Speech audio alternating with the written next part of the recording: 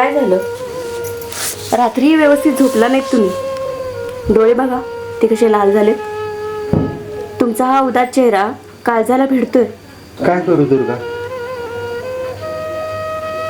पहिलं पीक ओल्या दुष्काळात गेलं, दुसरं कोरड्या दुष्काळात. बी आणलं ते बी खराब निघालं, आणि जे पीक तग धरून होतं त्याला बाजारभाव नाही मिळाला. तुम्ही असं बोलू नका. लग्नानंतर आपलं ठरलं होतं आपण कसंही जगू, पण एकमेकांच्या सोबतच राहू. पण माझ्यामुळे आपल्या सगळ्यांनाच त्रास होतोय ग. मी तुमच्या स्वप्नांचा गळा दाबला. असे नका बोलू. तुम्ही हार मानलेली नाहीये. तुम्ही धीर नका सोडू. तुमचा हात माझ्या हातात आहे ना, मग मला कशाचीही कमी नाही. माझी सर्वात मोठी संपत्ती तुम्हीच आहात. माझ्या बायका पोरांना मी आनंदी क्षण नाही देऊ शकलो दुर्गा. तुम्ही आहात हाच मोठा आनंदी क्षण आहे माझ्या जीवनातला. एक मिनिट.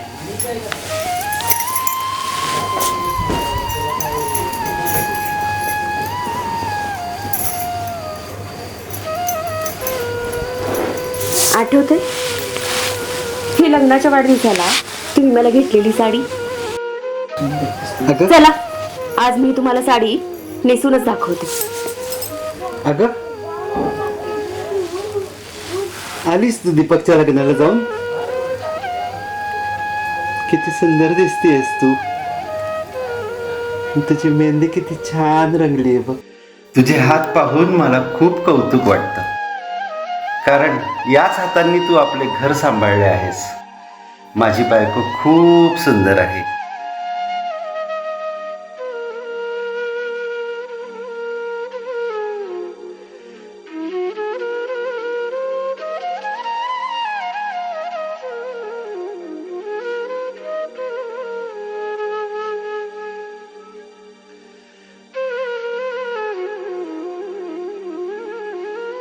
शेताची कामं करत की आपण तुम्ही म्हणता तसं होईल. ते काम होतं गावात तो तसं तुम्हाला भेटून जावं असं म्हटलं, म्हणून आलो भेटायला तुम्हाला. बघा बघा कसा बळीराजा आलाय. माझं कर्ज फेडायची ऐपत नाही आणि डोक्यावर टोपी घालून मिरतो इकडे तिकडे. अरे असं किती दिवस फेडणार आहेस? अरे गेल्या वर्षीचे पण पैसे टाकले नाही आणि या वर्षीचे पण. आता तुला बघितल्यानंतर माझं डोकं फिरतंय. तुझ्यासारख्या बिकारड्यामुळं माझं डोकं उठलंय. आता तुझी जागा माझ्या पायाची आहे. मी तुला भीक दिलेलं नाही, कर्ज दिलंय ते पण व्याजाने. नाहीतर तुझ्या घरावर चपती येईल. मग करा सावकार, पण तुम्हाला नीट ठाऊक आहे की माझं पहिलं पीक कोरड्या दुष्काळात गेलं आणि दुसरं ओल्या दुष्काळात. मी बी आणलं ते बी खराब लागलं सावकार. मी खूप प्रयत्न केले तुमचे पैसे परत करायचे सावकार, पण अरे मला पीक आणि दुष्काळाचं सांगू नको.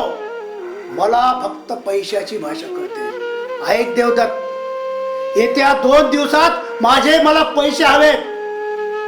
आणि तू जर माझे पैसे दिले नाहीस तर तुझ्या घरावर चपटी आली. तुझी ती लाडाच्या बायकोचे दागिने माझे होतील आणि तुझी लाडाची बायको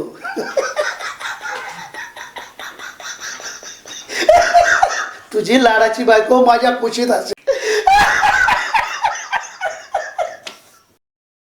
आणि लोकांमध्ये उरली सुरली तुझी इज्जत पण जाईल. चालेल.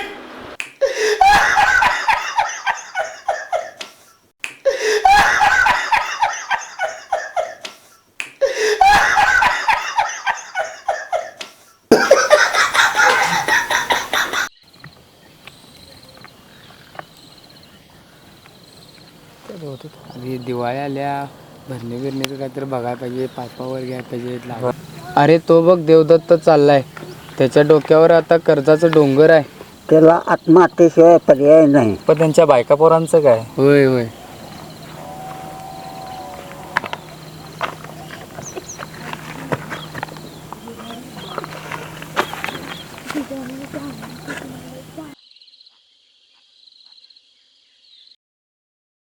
मी सगळं ऐकलं. तू असा का बसलायस? इतका कोमेजलायस का तू? इकडे बघ बाळा, घरातही काही नाही, बाहेरही काही नाही, पण तू आहेस ना. तू असलास ना की सगळं काही आहे रे बाळा. मी काय करू आई? माझ्या हातात आता काहीच उरलं नाहीये. डोक्यावर कर्जाचं डोंगर आणि सावकाराचं ते कुचित बोलणं. मी माझ्या दुर्गेचं संरक्षण करू शकेल का ग? असं बोलू नकोस रे बाळा, असं बोलू नकोस. माझ्या काळजाचा तुकडा आहेस तू, माझ्या नातवंडांचा बाप आहेस रे. आठवतंय ना तुला, आपल्या शेजारच्या त्या आनंदानं आत्महत्या केली होती, त्याची बायको मुलं रस्त्यावर आलीत रे. त्यांना कोणी वाली नाही, त्यांची दुर्दशा बघवत नाही रे देवदत्ता. आणि विचार कर बरं, तसं जर माझ्या सुनेचं, माझ्या नातवंडांचं जर अवस्था झाली तर मी म्हातारी जिवंत राहीन का रे? सांग मला देवदत्ता. बाळा लेकरा, तुला जगायचंय रे, तुला जगायचंय. तुझ्या कुटुंबासाठी, माझ्यासाठी, घरासाठी, तुझ्या मुलाबाळांसाठी. ऐकलंच नाही? पण मी काय करू आई? मी सगळ्या बाजूने हारलोय. काय करू? होईल रे, काही होईल. आपण हे कर्ज फेडूया, तू नव्यानं उभा राहा. आपण काहीही करू, आपण कर्ज फेडूया. पण तू असा खचून जाऊ नकोस रे. आज ना उद्या सूर्य आपला उगवेलच, लक्षात ठेव बाळा. पण तू खचू नकोस, तू उभारी घे. तुला जगायचंय, तुला उभं राहायचंय. तुझ्यावर फार मोठी जबाबदारी आहे बाळा, तुझ्या कुटुंबाची, आपल्या घराची. तू खचून जाऊ नको.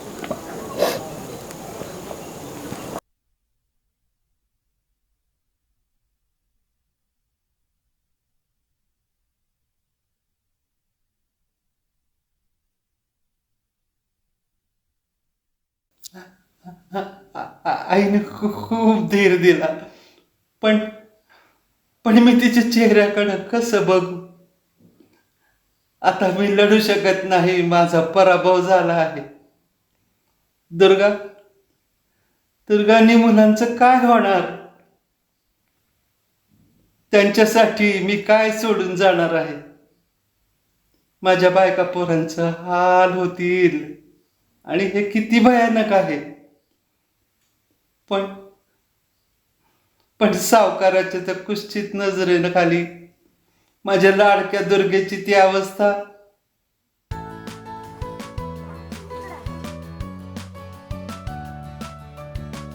आई सापडली बाबा कोठे आहे? आई सापडली बाबा कोठे आहे? आई सापडली बाबा कोठे आहे? आई सापडली बाबा कोठे आहे? आई सापडली बाबा कोठे आहे? आई सापडली. हे बघण्यापेक्षा मी मेलेलंच बरं. हाच एक उपाय आहे. तिच्या डोळ्यातल्या वेदना माझ्याकडून पाहिल्या जाणार नाहीत.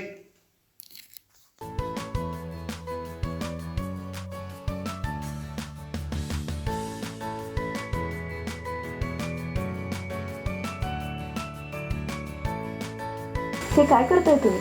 माझ्या सुंदर बायकोला सजवतोय मी.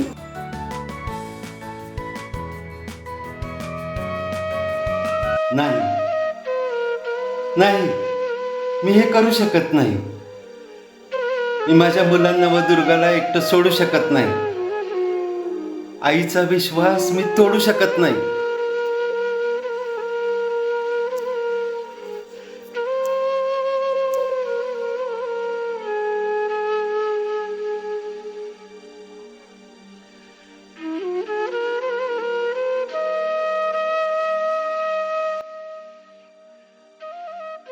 काय विचार करत होता काल रात्री?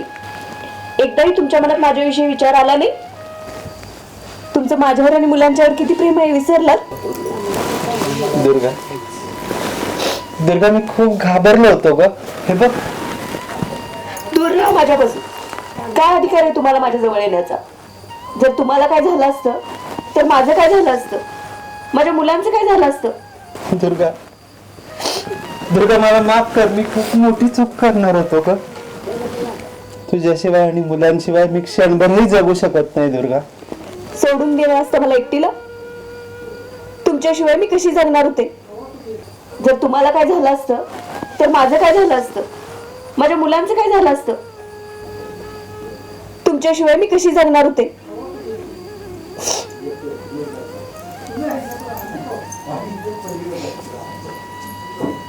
देवदत्ता, तिला समजून घे रे.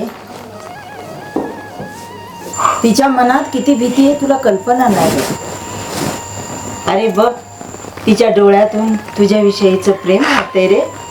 बघ जरा. दुर्गा, दुर्गा, बघ ना माझ्याकडं. मी तुला सोडून कुठेही जाणार नाही दुर्गा. आणि मुलांशिवाय मी क्षणभर सुद्धा जगू शकत नाही ग. खरंच मला सोडून तुम्ही कधीच जाणार नाही?